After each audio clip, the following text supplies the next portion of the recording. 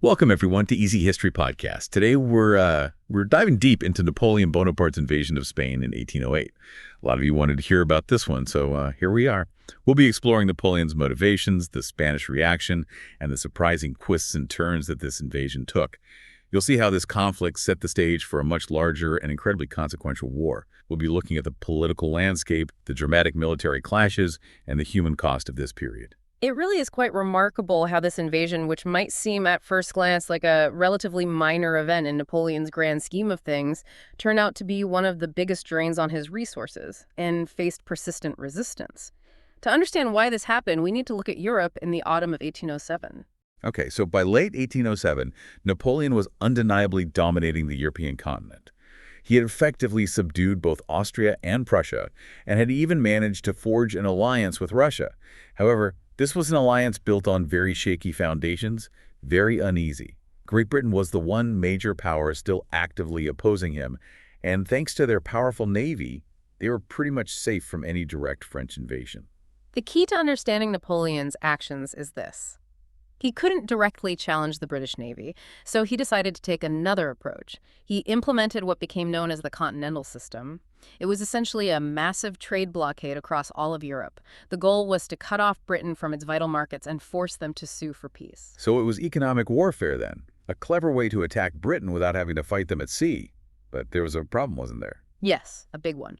Neutral Portugal openly continued to trade with Britain. They were completely undermining Napoleon's plan. And they could get away with it because of their powerful ally, Great Britain. Exactly. And Napoleon's response, well, it was swift and decisive, as we've come to expect from him. He sent General Junot with an army to occupy Portugal and force them to comply with the blockade. And Spain actually supported this move, didn't they? They did, yes. On the surface, at least, they were France's ally. They supported the invasion of Portugal and even allowed French troops to pass through Spanish territory. But behind this facade of alliance, Napoleon actually had a very low opinion of the Spanish Bourbon monarchy. He saw them as weak, corrupt, and just utterly incompetent. So their alliance wasn't really based on any genuine shared goals or respect. Why did Napoleon have such a low opinion of the Spanish rulers? He considered King Carlos IV to be a weak and easily manipulated ruler. His son, Crown Prince Ferdinand, was openly hostile to his father, and that created deep divisions within the royal family. And then you had the Prime Minister, Manuel Godoy, who was also the Queen's lover. He was seen as the real power behind the throne, and he was deeply unpopular, largely because of the corruption and mismanagement that flourished under his watch. All of this just reinforced Napoleon's negative view of the Spanish leadership. So he saw Spain as this weak and divided country, right for the taking. Exactly. He began to develop a much more ambitious plan to seize control of Spain and bring it under his direct influence. The invasion of Portugal conveniently gave him the perfect excuse to move a lot of French troops into the Iberian Peninsula. Which brings us to the spring of 1808. Under the guise of protecting Spain from a potential British intervention, which, to be fair, wasn't completely out of the question, given the situation in Portugal, French troops began to occupy strategic locations throughout Spain. That's right. These weren't friendly deployments. They were a clear power play. And the Spanish people weren't fooled. They grew increasingly suspicious and resentful. They saw the presence of French troops as a humiliation, a national insult. And a lot of their anger was directed at Prime Minister Godoy. Their anger boiled over, right? There were those dramatic riots at the Palace of Aranjuez, and a mob almost lynched Godoy. I think this is when the Spanish people started to realize what Napoleon was really up to. Yes. The Aranjuez uprising was a clear sign of growing public discontent. Napoleon saw how volatile the situation was, so he invited the entire Spanish royal family, King Carlos, Crown Prince Ferdinand, and Godoy, to meet him in Bayonne, France. He said he wanted to mediate their disputes and restore stability. But at the same time, he sent Marshal Murat and 50,000 French troops to Madrid. Their official mission was to restore order, but really, they were there to solidify French control of the capital. And this brings us to May 2nd, 1808, Dos de Mayo, a day that would become etched in Spanish history as the start of their resistance. What's so fascinating is that the Dos de Mayo uprising was completely spontaneous. It was a genuine popular uprising against Murat's occupying forces. It included some really intense fighting against the Mamluks, elite cavalry from Egypt who were part of Napoleon's imperial guard. It really was a brutal street fight, and of course the French response was swift and brutal as well. They carried out summary executions of Spanish civilians in the streets, and in the days that followed, they shot over 100 more in retaliation. It was a clear message. Any resistance would be crushed. It was a terrifying message. But while the people of Madrid were putting up this brave, though ultimately tragic, resistance, Napoleon was making his next move in Bayonne. He essentially forced King Carlos IV to abdicate the throne. And he didn't stop there. He then pressured Crown Prince Ferdinand to renounce his claim to the throne as well. It was a complete removal of the Spanish Bourbon dynasty, orchestrated by Napoleon through political maneuvering and pressure. And then, in a move that must have completely infuriated the Spanish people, he installed his own brother, Joseph Bonaparte, as the new king of Spain. This really was an audacious move. It completely disregarded Spanish sovereignty and national sentiment. It basically treated Spain as a personal possession to be handed out to a family member. So Joseph Bonaparte arrives in Madrid as the new king, and Napoleon tries to legitimize this by imposing a modernizing constitution on the country. You might think some people, those who were in favor of reform, might have welcomed these changes, but the reaction was overwhelmingly one of fury and rejection. You're right. While the French did introduce some reforms that might have been appealing under different circumstances, the way they were imposed by a foreign power that had just installed its own king just made people furious. Beyond the wounded national pride, there was also a strong religious element to the resistance. You see, the French Revolution had a strong anti-clerical stance. They challenged the authority of the Pope and the Catholic Church. Spanish priests were very influential, and they actively portrayed the French as godless atheists. And some even went as far as labeling Napoleon as the Antichrist. So it wasn't just political, it was also a religious crusade to defend their faith. This widespread outrage led to revolts erupting all across the country. Exactly. The regular Spanish army, while not always the most effective force, was joined by local militias and guerrilla fighters. These guerrillas were a constant thorn in the side of the French. They used ambushes, hit-and-run tactics, and targeted collaborators. They made it incredibly difficult for the French to control the countryside.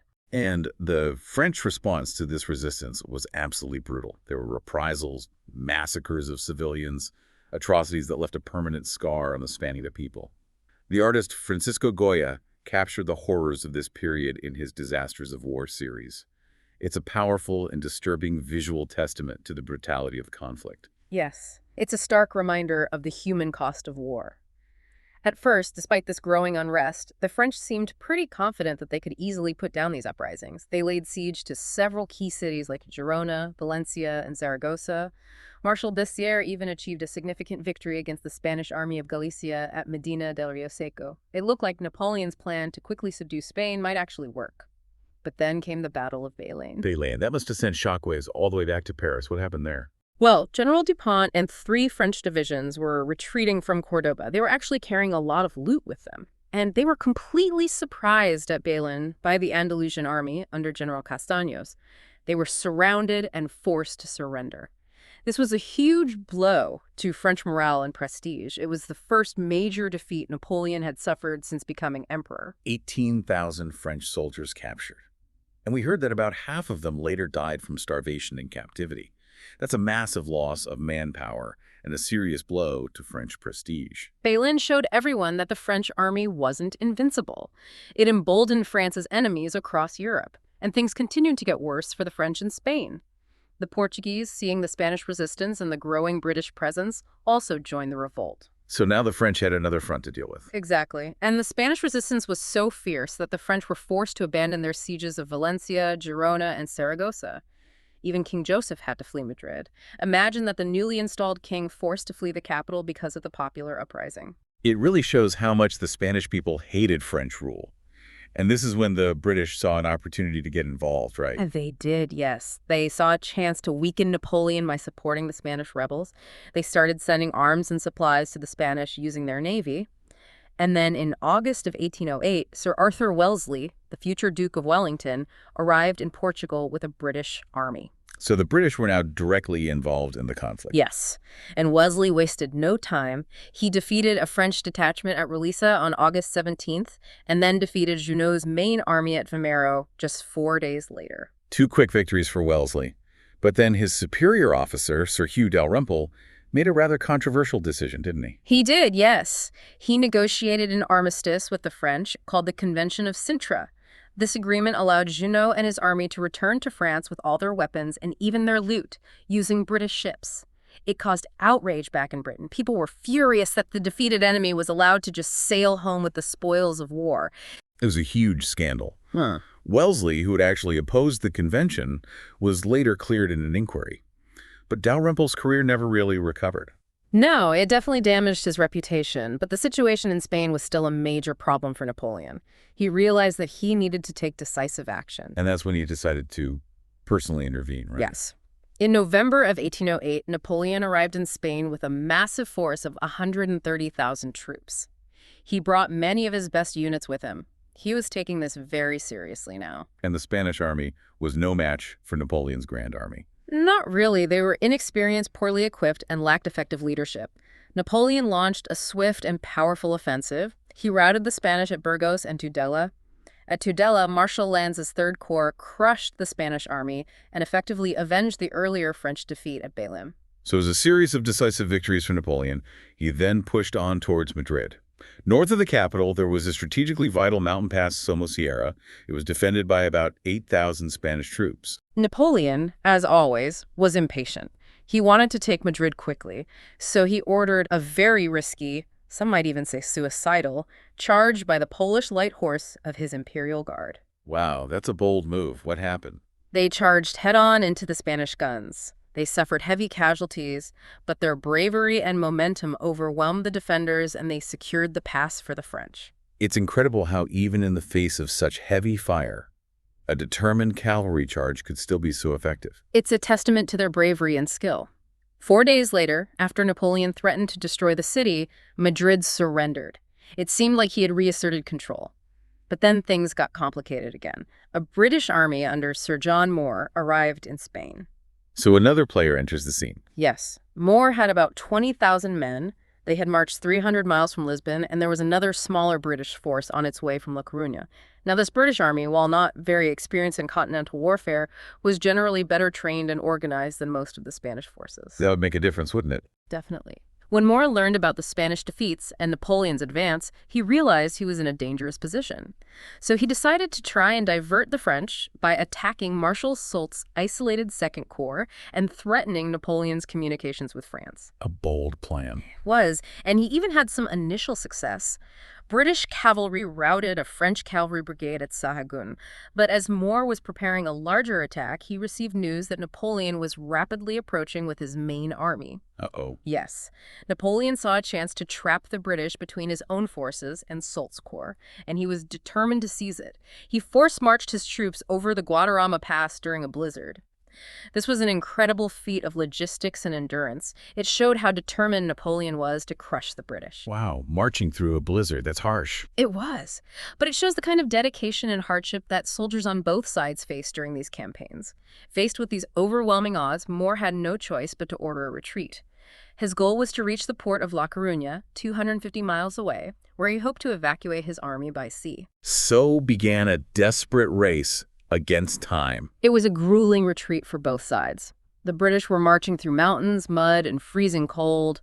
Discipline started to break down in some units. There were cases of looting and drunkenness. But the rear guard held firm, didn't they? They did. They played a vital role in slowing down the French pursuit and allowing the main force to keep moving. The elite 95th Rifles, with their green uniforms and accurate rifles, were particularly effective. There's a famous story about Rifleman Tom Plunkett. During a rearguard action at Cacabelos, he reportedly killed a French general at a range of over 400 yards. That's incredible shooting. It is. It shows how accurate those rifles were. They took longer to reload than muskets, but in the hands of skilled marksmen, they were deadly, and they were crucial in keeping the French at bay. But then something unexpected happened. While this grueling pursuit was going on, Napoleon received urgent news from Paris. There were rumors of plots against him, and Austria was mobilizing for war again. So Napoleon had to deal with problems back home. Exactly. He realized he couldn't stay in Spain. So on New Year's Eve, he left for France, taking many of his best troops with him. He left Marshal Soult in charge of dealing with the British. So the pursuit continued under Soult's command. It did. And on January 11th, 1809, Moore's exhausted army finally reached La Coruña. They were hoping for supplies, rest, and evacuation. But when they arrived, there were very few British ships in the harbor. Another setback for the British. It was. But they had destroyed bridges during their retreat, which slowed down Soult's advance and bought them some time. Thankfully, on January 14th, the transport ships arrived. Moore began embarking his cavalry and artillery. So the evacuation was underway. Yes, but the next day, Soult's army appeared on the hills south of La Coruña. They quickly set up their artillery on a commanding position. Moore had to deploy his remaining troops to defend the evacuation. So it was time for a final showdown. It was. Both armies had about 16,000 men.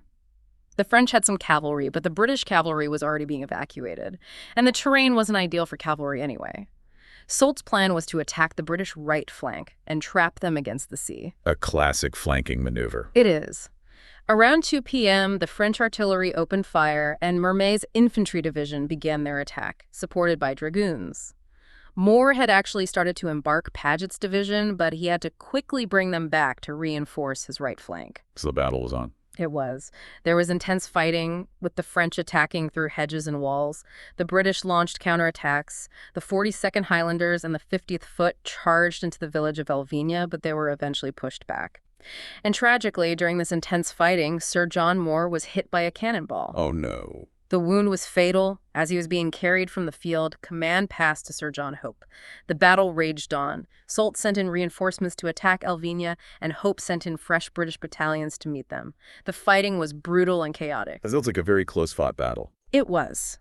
Paget's division, with the 95th Rifles leading the way, arrived just in time to reinforce the British right. The French dragoons were forced to dismount and fight on foot because of the terrain. The British line held. By dusk, the firing died down. The British had held their ground.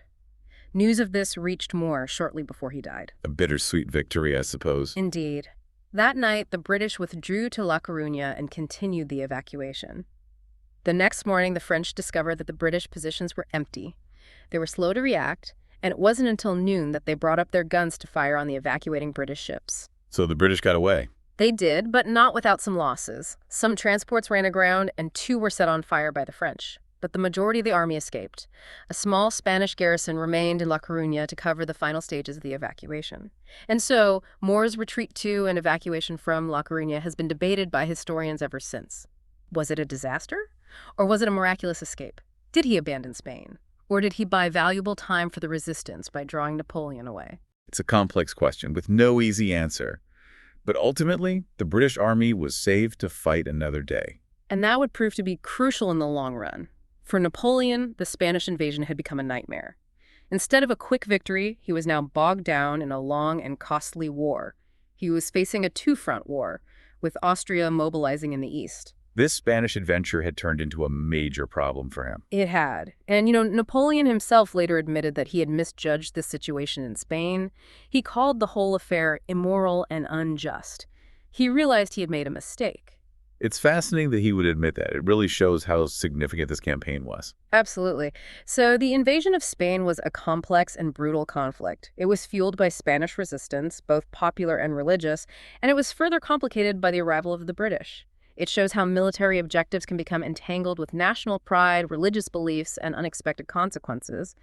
And in the end, this minor conflict in Spain played a major role in Napoleon's eventual downfall. It drained his resources, tied down his troops, and showed that he wasn't invincible. The resilience of the Spanish people and the British intervention really highlight the unpredictable nature of war. Pure military might isn't always enough.